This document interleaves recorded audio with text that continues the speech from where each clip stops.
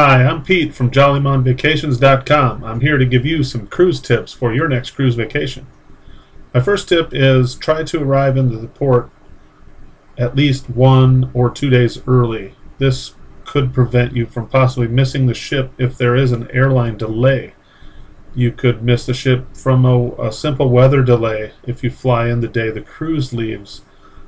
Flying in a day or two early will most likely prevent this from ever happening to you. My second tip would be to leave your passport on board the ship and take your driver's license on shore. That will help you to not lose or have stolen your passport. That's not a good idea. Another tip would be bring a watch. There's not a lot of clocks on board, especially in the casinos. Cell phones don't work. A lot of people rely on their cell phones for the time of day, and most people don't have cell service at sea. You can get cell service at sea, but it is quite expensive.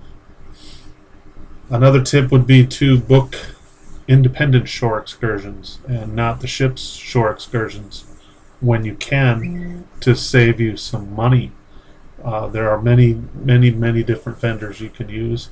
Jollymon Vacations recommends a few. You get a hold of us. We'll help you out with those shore excursions. Probably cut your price in half, and they are really reliable and safe excursions.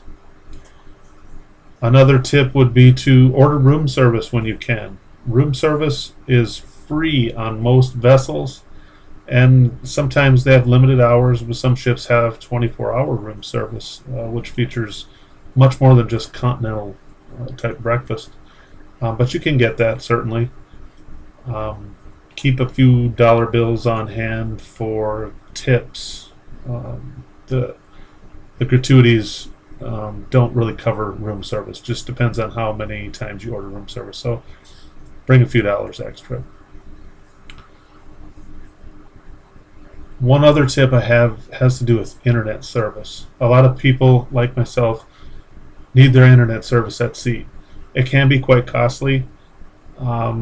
If you think back to the days when the internet was in its infancy and you signed on via phone line, you used to probably go online, download your email, go offline, and then read your email offline and answer your emails all together and then sign back on and send them.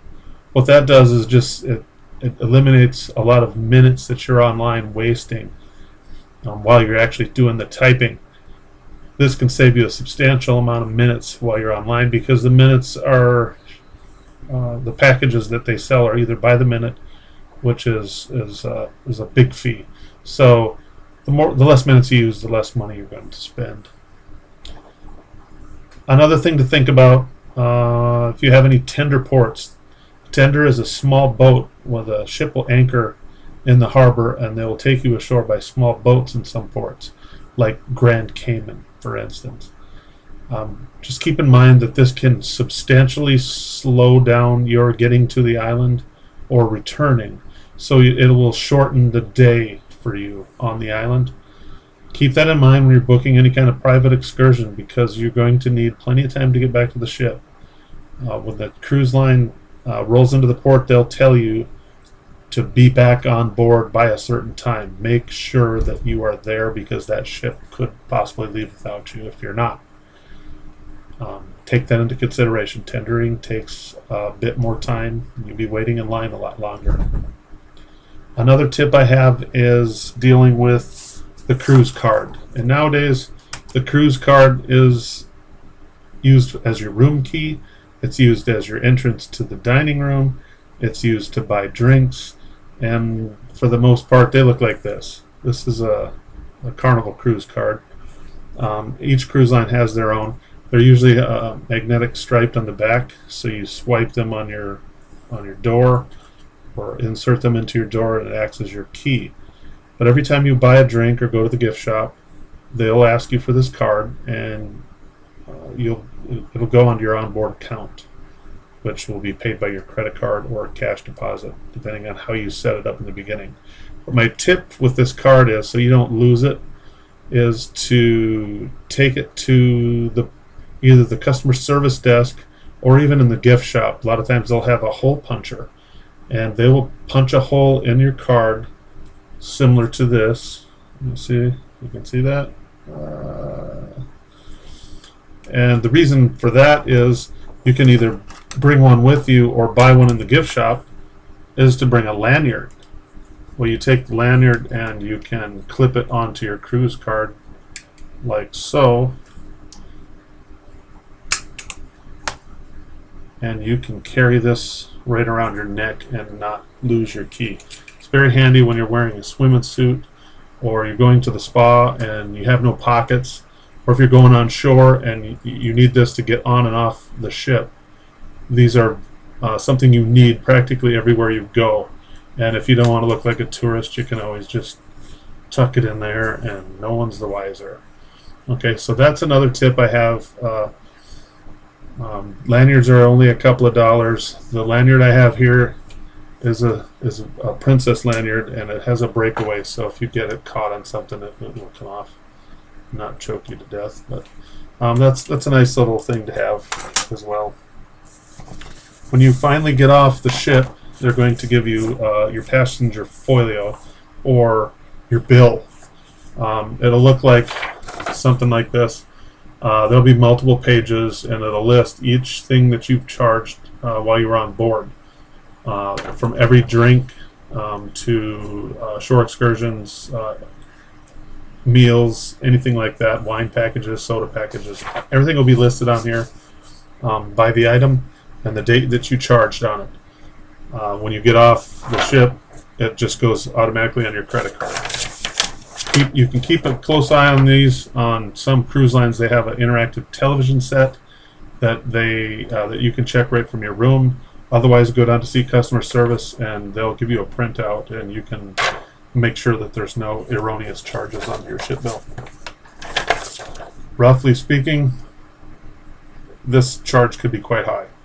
I usually, for my wife and I usually figure at least $100 a day that I'll charge while I'm on board. And that includes all my tours, bingo, everything, literally everything. Your mileage may vary, depends on how much you like to drink. You'll also receive a daily bulletin, basically is delivered to your room each night. This is a Princess Patter that comes from Princess Cruise Lines. It's usually a 1 or 2 page document, almost always the same size. It has a list of the day's activities on one side, any drink specials, what's going on, the dress code for the ship that day. On the front, there's a little bit about your staff, and then any kind of specials are sometimes listed on the back. There's usually a drink of the day, spa treatment of the day, photo, where the photos are going to be that night, future cruise sales, anything like that. But each cruise line has their own. This is Carnival. It's called the Carnival Capers. Okay, it's the same type document. Each day there's a new one in your room. I kind of like Carnivals because it has this little flap on it, and you can remove the flap and take it with you and not have to carry this big thing. But it has a schedule of events on it for the day, and you can walk around with that if you'd like. Royal Caribbean has their own. It's called the Cruise Compass. As you can see, they're much alike. This one happens to be 4 pages for some reason. The insert, the daily activities are on the back of this one. Important things to know, opening hours of the different things on board, any kind of special deals they have going. One other thing they'll usually give you when you're in a port of call is something like this. It's usually a map or something where you're getting off for that day. It has a map. It has the recommended shopping areas. It'll have coupons in it. Just keep in mind that when the ship recommends a shop in here, there's usually a reason. They get kickbacks sometimes from these stores, so they may not always be your best deal, but they are usually guaranteed, so that if you do have a problem, that they'll take care of the problem, which is a nice thing about using their shops. And as you can see, this one has a map of the port area so that you can find your way back to the ship. It's a good thing to take from your room and keep with you when you're on shore. Works really well. The last thing I'd like to tell you about is something called the onboard booking program, and most cruise lines have this.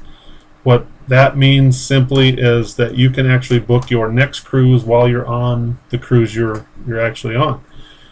You go see a certain person on board, they'll set you up. You don't even have to pick a cruise. You can just make a booking in general and pick your cruise down the road.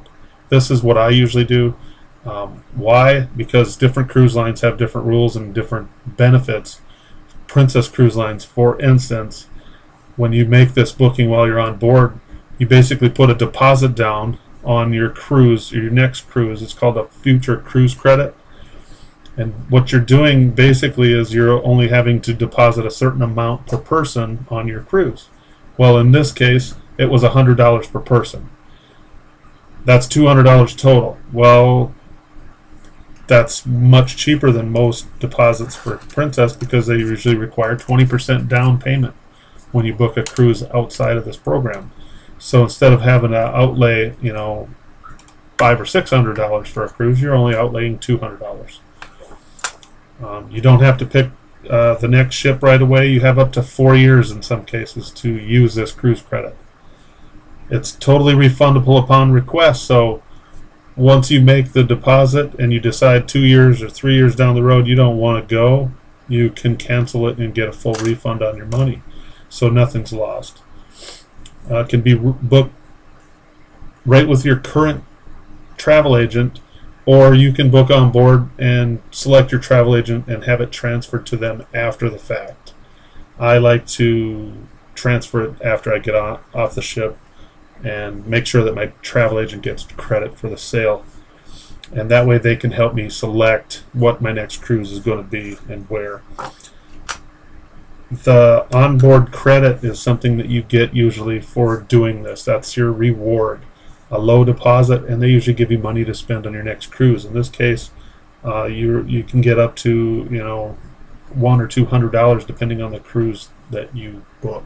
So each cruise line does it a little bit differently. Carnival has a different program where they have a different system in place where you get onboard credit as well, and the deposit is really low. So it's just that they have different rules. So make sure that you know what each cruise line's rules are, because they all vary. But it's something called the onboard booking program, and I highly recommend that you use that when you can. I'm going to take a quick look over here. On this last Princess cruise that I was on, in fact, it tells you on the planner what time the future cruise sales are going on, and for a limited time on this one was double shipboard credits. So when you booked your next escape, they were given double the normal ship credits. So if they were giving $100, they were giving $200 away. So it can, watch your bulletin, because you could really score a good deal by paying attention to what's going on as far as the sales go. That, in a nutshell, is my cruise tips for today. Thanks for listening. Go to my website, please, www.jollymonvacations.com. We'll help you free of charge book your next cruise. We will put you on the right cruise line, in the right ship, every time. No hassles, no fees. jollymonvacations.com. Thanks for listening.